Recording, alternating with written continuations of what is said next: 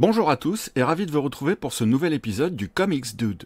Avant de rentrer dans le vif du sujet, je voulais vous partager une de mes expériences récentes. Lorsque j'en ai la possibilité, quand je suis invité chez des amis qui possèdent une télévision connectée et que le temps me le permet, je profite d'aller sur YouTube pour voir si ma chaîne progresse dans les stats. La bonne nouvelle pour moi est que j'en ai l'impression, surtout en fonction des titres que je mets en avant. Mais j'ai surtout été surpris de voir mes vidéos sur grand écran et waouh, ça pète de voir ces petites cases en grand. Mon conseil est donc le suivant, si vous en avez l'occasion, voir mes vidéos sur une télévision connectée va considérablement augmenter votre expérience de visionnage. Ceci dit, passons maintenant au sujet du jour, et aujourd'hui je vous parle du premier tome de la série Batman Dark Patterns. Sorti en France le 2 mai 2025, publié chez Urban Comics, 80 pages pour 16 €, le premier arc de la série intitulé L'Homme Blessé regroupe les 3 premiers floppies publiés aux USA sous le titre We Are the Wounded, qui signifie plus exactement Nous sommes les blessés. Écrit par Dan Waters, dessiné par Hayden Sherman et colorié par Triona Farrell.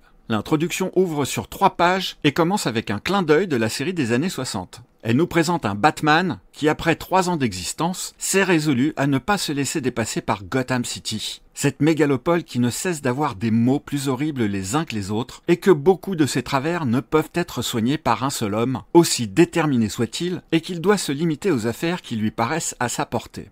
Une série de meurtres atroces secoue Gotham. Un tueur surnommé l'Écorché, ou Wound Man, dont le corps est percé d'une multitude de clous plus ou moins longs, cible plusieurs victimes dans la ville. Plutôt que de recourir à la haute technologie, Batman s'appuie sur des déductions et investigations sur le terrain, renforçant sa réputation du plus grand détective du monde. L'ambiance est sombre, oppressante. L'enquête s'inspire de classiques gothiques et ajoute une touche d'horreur moderne. Gotham City est présenté comme un personnage à part entière, corrompu, empoisonné, avec des résidents traumatisés. Le duo habituel Batman-Jim Gordon devient un trio avec l'arrivée d'un nouveau médecin légiste au faux air de Pierre Richard.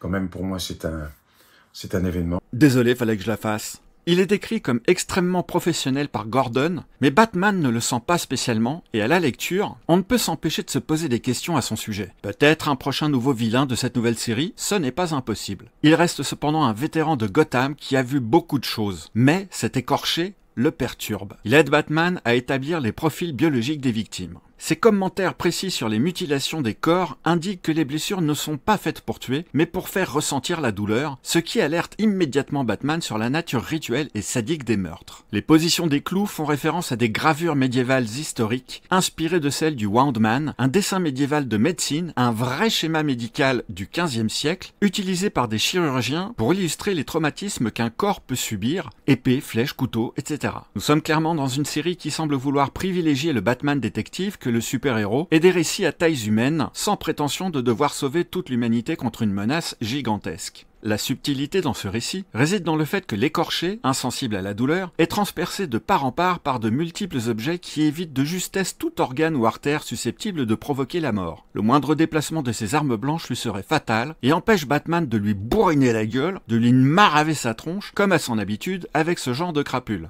Dans ce récit, l'Écorché fait office de meurtrier, mais également de victime, et il n'est pas le seul. C'est là l'une des grandes subtilités de cette histoire. J'ai envie de dire que 3 numéros, c'est un peu court pour une intrigue qui aurait pu aller beaucoup plus loin et mettre le Batman dans une position vraiment infernale, à vouloir protéger ceux qui, étant de vraies victimes d'un complot, ont décidé de devenir maîtres de leur destin en prenant les choses en main, obligeant le Batman à devoir renoncer à ses méthodes expéditives de justicier.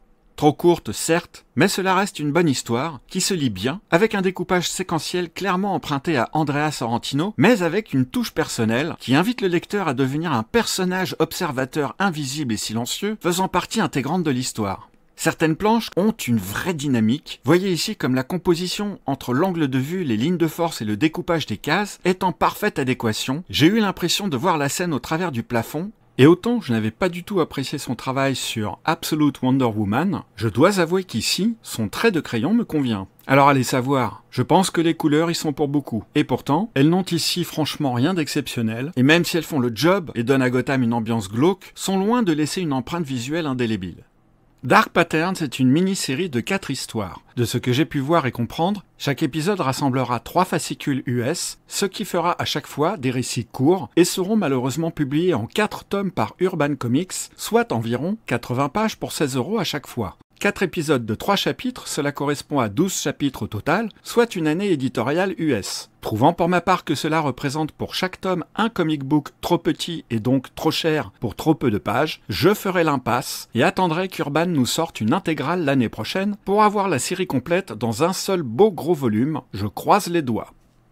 J'espère que vous aurez trouvé de quoi vous faire une bonne idée si ce titre est en mesure de vous convenir. N'hésitez pas à me le dire si vous l'avez lu et ce que vous en avez pensé dans les commentaires. Ça peut aider les autres. Et si cette vidéo vous a plu, un petit clic sur le pouce serait le bienvenu. Vous abonner à la chaîne si vous êtes nouveau dans le quartier et cliquer sur la cloche vous permettra d'être informé à chacune de mes parutions. Tous ces petits gestes sont énormes pour cette chaîne, encore peu connue par bon nombre de fans de comics, et aident considérablement à la faire progresser dans les statistiques YouTube. Merci de m'avoir regardé, et si vous pensez que cela peut intéresser autour de vous, partagez mes contenus. Pour ceux qui me sont fidèles, merci d'être toujours au rendez-vous. Un très grand merci à ceux qui me soutiennent activement, vous vous reconnaîtrez, soit en publiant vos commentaires, soit en parlant de ma chaîne comme vous le faites, soit en partageant mes contenus, soit encore, tout ça en même temps. Sans vous, cette chaîne n'a aucune raison d'exister. N'oubliez pas de prendre le temps de lire, et de lire en prenant votre temps.